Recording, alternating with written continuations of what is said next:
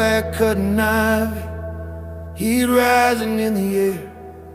Me and Steve talking shit like brothers without a care. He shoved me and he ran up the side yard stairs so fast, locked the front door behind him, and I hit it with a blast. I was pounding, yelling angry, I'll kill you, don't you run. Not meaning it, just teenage rage, burning like the sun. Mom opened up the door, but I stormed right through that space, still shouting at my brother when Dad came out of his place.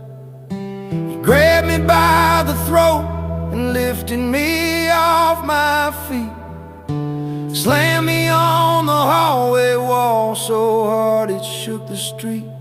Who the hell taught you to talk like that? Inside my home he roared, and Mom screamed out behind him like a prayer she couldn't afford. He dropped me and I bolted, heart pounding through my chest. Ran straight to the balcony rail, climbed up there feeling stressed. Yeah, fuck it, I'll just jump as the world turned cold and dead. And Dad just stared right back at me and calmly said, go ahead. Mom shoved him back and crying, begged Nick, baby, don't you fall. I jumped down from the balcony and tore off down the wall, ran miles down the road to my buddy's place to breathe, trying to forget the bruise that burned like fire on my sleeve. An hour passed in silence till Steve walked through the door. We acted like nothing happened, though we both knew there was more. Got invited out to dinner, islands felt warm and bright, but people stared too long at us beneath those yellow lights. Kathy pulled us close outside and asked, do you boys need help? We looked at one another, two scared kids without ourselves.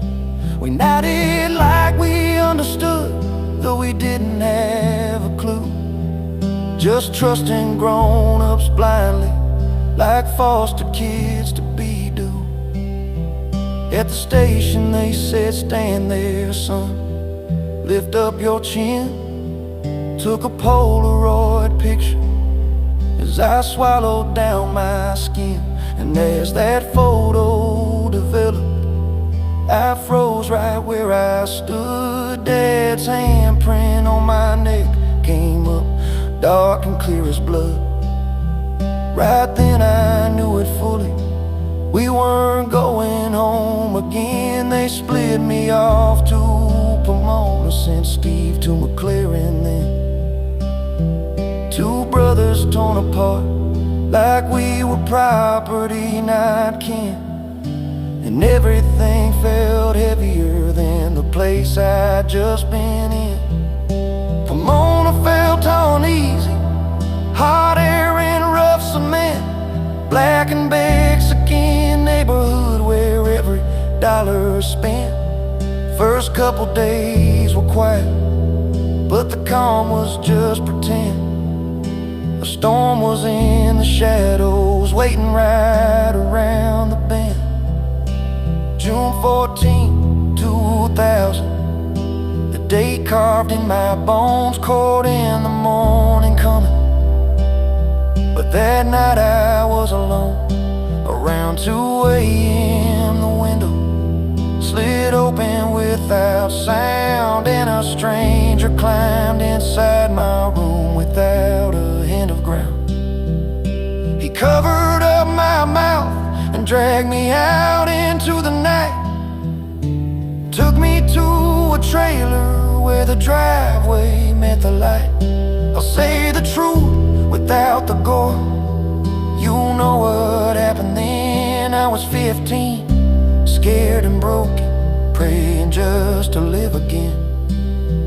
When he finished what he wanted, he whispered in my ear, "You tell us all what happened," and I swear you disappeared.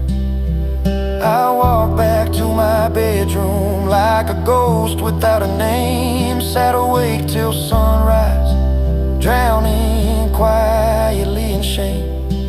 Morning tears came easy, but they thought they understood.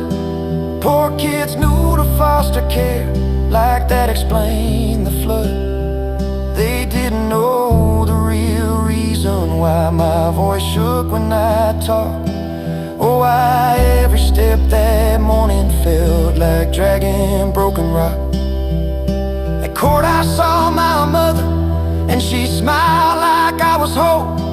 Gave me pencils, gave me sketchbooks, tried to comfort my soul. I told her that I loved her with a voice that wasn't mine, and never said a thing about the hell I lived that night. Back to the group home, waiting until someone had a plan. A social worker called and said, "Pack up, boys, grab what you can." They drove us into LA, where the city's rough and wide, to Vicky Bishop's door, where foster rules would now reside.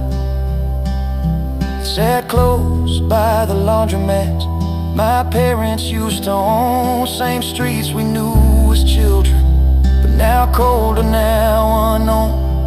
And standing in that doorway with a stranger's last name song, that was the day they took us, and childhood left me